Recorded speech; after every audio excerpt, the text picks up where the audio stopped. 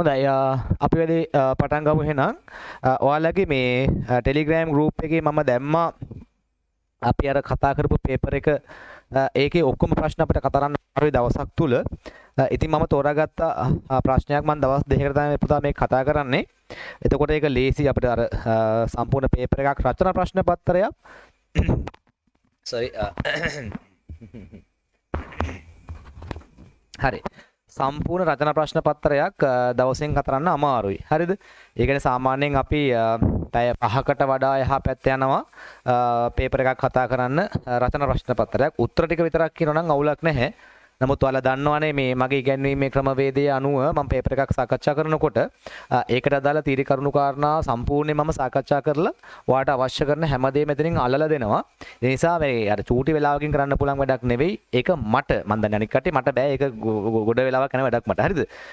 සාකච්ඡා කරන එක ලියන එක නෙවෙයි මම කියන්නේ. ඉතින් ඒ නිසා මේ මම මේකේ තෝරාගත්ත ප්‍රශ්න තුනක් අද සාකච්ඡා කරන්න. ඒ පළවෙනි ප්‍රශ්නයයි ඊළඟට තුන්වෙනි ප්‍රශ්නයයි ඊළඟට ආපහු හයවෙනි ප්‍රශ්නයයි. එතකොට අපිට ඉතුරු වෙනවා තව ප්‍රශ්න තුනක් දෙක ඉතුරු වෙනවා. ආපහු හතර ඉතුරු වෙනවා. ආපහු පහ ඉතුරු වෙනවා.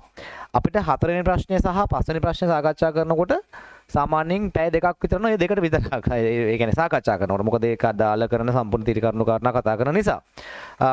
ඊට පස්සේ දෙක නෙට්වර්ක් ප්‍රශ්නයක්. ඒකෙත් සමස්ත තීරිය මම ලස්සනට කියලා දෙනවා ඕගොල්ලන්ට කොහොමද මේක හදාගන්නේ කියලා ක්‍රමයක්. ඒ නිසා අපි ඒක වෙන දවසක සාකච්ඡා කරමු. ඊළඟ දවසේ සාකච්ඡා කරමු.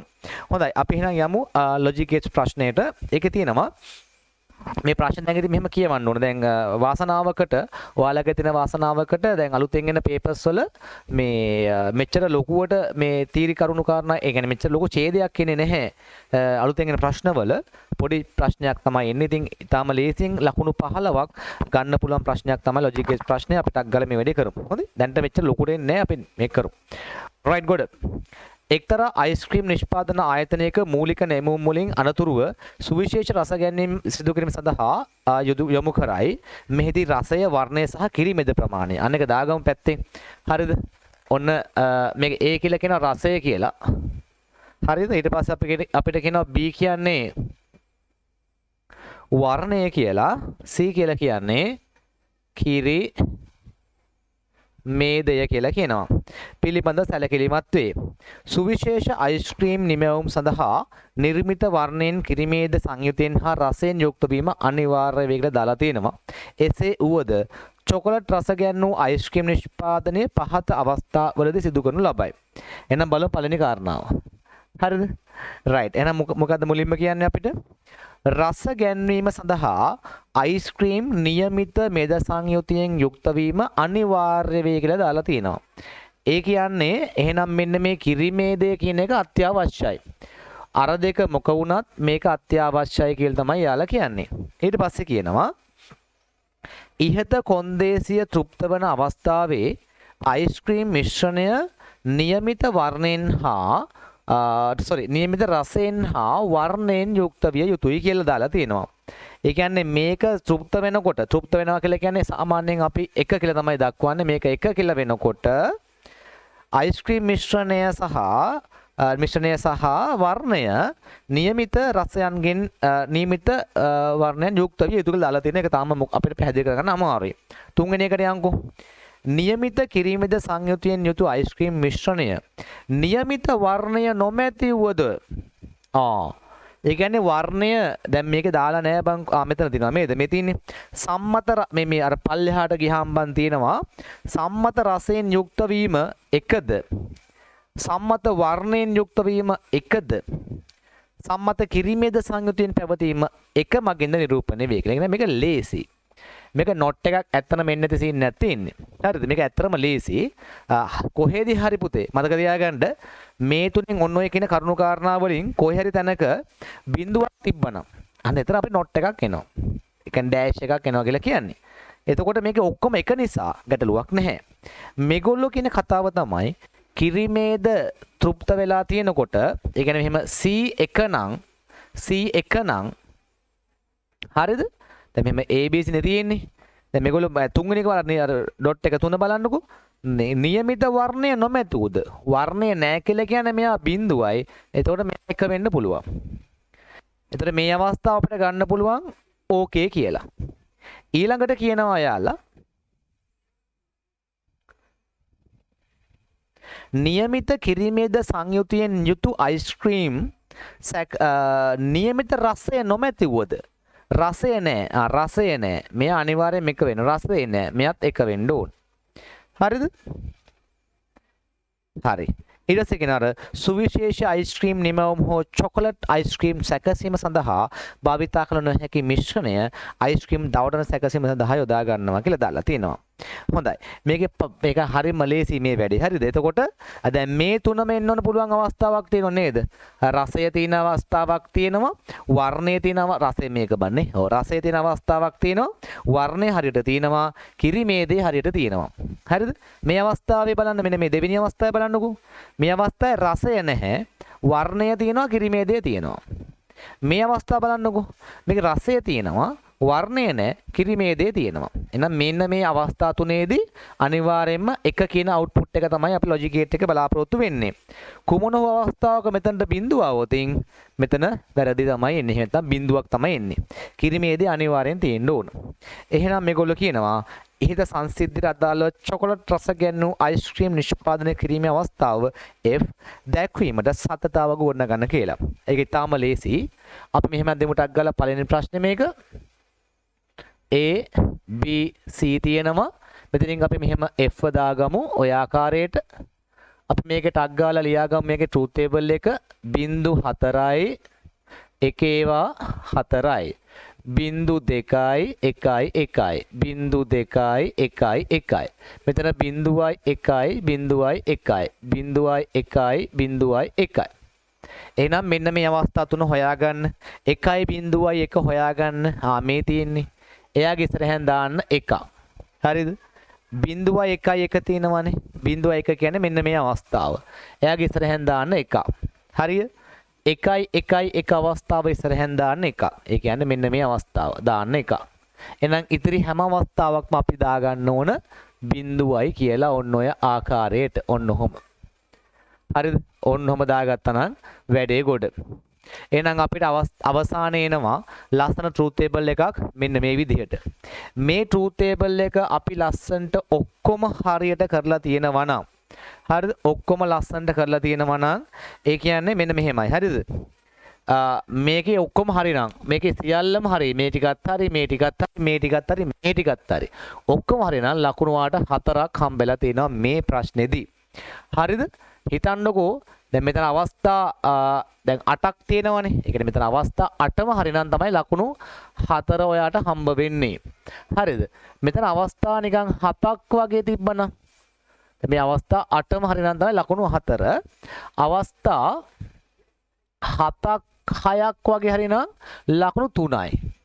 අන්න එහෙම තමයි ලකුණු දීලා තියෙන්නේ. ඊළඟට අවස්ථා 4ක් 5ක් වගේ නම් ලකුණු 2යි ඊට පස්සේ අවස්ථා 1ක් වගේ හරිනම් ලකුණු 1යි හරිද හොඳයි සාමාන්‍යයෙන් ඔයාලගේ පේපර් එකේ ලකුණු හම්බ වෙන්නේ ඔක්කොටම ඒ කියන්නේ මේ එකක් හරි වැරදුනොත් සම්පූර්ණ ලකුණු අහිමි වෙන්නේ හරිද එක ලකුණක් හරි වාට හම්බ වෙනවා මේ අවස්ථාවක් හරි කියන්නේ නිකන් මේ බිඳුව තිබ්බත් ලකුණක් හම්බ වෙනවා කියලා ඔය කියන්නේ හරිද තේරුණා වැඩේ. ඒතර මේ එකක් වැරදුනොත් වාට ලකුණු 3ක් වගේ හම්බ වෙනවා. ඒ සාර මේ ලකුණු ගන්න හරිම ලේසි මේ ප්‍රශ්නවලදී. හරි ලකුණු වාට බලන් දීලා තියෙන විදිය. හොඳයි හරි ලේසි ලකුණු ගන්න. හරි පොඩ්ඩක් වැරදුනොත් බය වෙන්න එපා ලකුණු වෙනවා. try එකක් දෙන්න ඔක්කොම හරි දාගන්න. හරිනේ. හොඳයි ලකුණු හම්බෙන්නේ මේ ප්‍රශ්නෙට. ඊළඟට 2 කියනවා. මාත් එක්ක මේක දාගන්න අපි තාම අඩු කාලයකදී මේක ලියාසම් කරන්න ඕන. නැත්නම් වෙලා ගන්න බෑ මේකට. 2 සත්‍යතා වගු ඇසුරෙන් එහි අවසන් ප්‍රතිදාන සඳහා සුළු නොකරන ලද බෝලීය ප්‍රකාශනය ගුණිතයන්ගේ එකතුවක් ලෙස ලබා ගන්නද හරිද ඒ කියන්නේ මේකේ SOP ප්‍රකාශනයක් ගන්න තියෙන්නේ මතක තියාගන්න SOP ප්‍රකාශනයක් ගන්නකොට මෙන්න මේ කරනාද මේව ලියන්න අවශ්‍ය නැහැ මම මෙතන මේ උගණන කතාව වලට ලියන්න අවශ්‍ය නැහැ නමුත් තා මේක පොඩ මතක කරන මම මේ කරන්නේ SOP ප්‍රකාශනයක් කියලා කියන්නේ මෙන්න මෙහෙමයි ඒකේ මතක තියා ගන්න ඕන කාරණාව තමයි A ආවොතින් නෝ ඒක අනිත් පැත්ත ගන්න. හරිද? මෙහෙම. එක ආවොතින් අපි දක්වනවා A කියලා. බිඳුව ආවොතින් අපි දක්වනවා A බා කියලා. ඕක තමයි SOP ප්‍රකාශනයක අපි මතක තියාගන්න ඕන ක්‍රමවේදය true table එකක් දිහා බලාගෙන ප්‍රකාශනයක් ගොඩනගනකොට. හරිද? ඒ වගේ මම POS එකත් වලට කරලා පෙන්නන්න. POS එකේදී true table එකක් දිහා බලාගෙන ප්‍රකාශනයක් ගොඩනගනවා නම් එක ආවොතින් මෙයාගේ A බා වෙනවා, බිඳුව ආවොතින් මෙයාගේ A වෙනවා. බලන්න මේ දෙකේ වෙනස. ඇත්තම කිව්වොතින් SOP එකේ අනිත් පැත්ත තමයි POS කියලා කියන්නේ. ඒතර අර පොඩි සම්බන්ධයක් තියෙනවා. හැබැයි හැම විටම සම්බන්ධ කරන්න අමාරු එක නිකන් මෙහෙම මතක තියාගත්තා නම් ප්‍රමාණවත්. එහෙනම් ඉතින් අපි මෙයාට ලියමු මේ බිඳුව 1 මෙතන තියෙන්නේ නේද? මොන බිඳුව 1 මේක ලියන්න අවශ්‍ය නැහැ. උත්තරේ විතරක් ලියුවම ඇති. හරිද? මම මේ කරලා පෙන්නන්න. ධන SOP නම් ධන තියෙන්නේ. හරිද? මෙතන මේ 1.1 මෙතන 1.1 එහෙම තමයි තියෙන්නේ. එහෙනම් මේ බලන්න බිඳුව නම් A බා මෙතන BC ධන මෙතන මේ A බිඳුව නිසා B බා මෙතන C මෙතන මේ A B C. එහෙනම් මෙන්න මේක තිබ්බනම් වැඩේ ගොඩ. ඔයාට ලකුණු දීලා තිනවා එකට ලකුණු දෙකක්. උත්තරේ විතරක් තිබ්බනම් ඇති. හොඳයි. ලකුණු දෙකක් ඔයාට හම්බෙලා තියෙනවා. හරිද? ටක් ගාලා දාගන්න මේ ටික.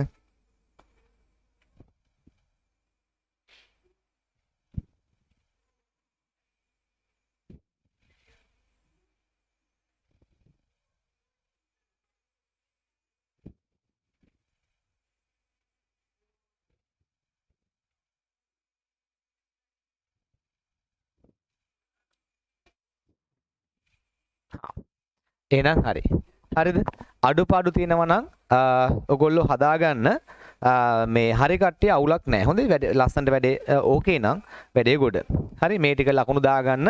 ඔයාගේ පේපර් එකේ ඔයා හදපු විදිහට මේ ලකුණු ටික හදාගන්න. හොඳයි. එතකොට ලකුණු බලන්න ඔයාට කීයක් එනවද කියලා ඔයගොල්ලෝ හැමෝම ලකුණු බලන්න මේ ලකුණු ඔයාට කීයක් එනවද කියලා මේකෙන්. හොඳයි. හොඳයි.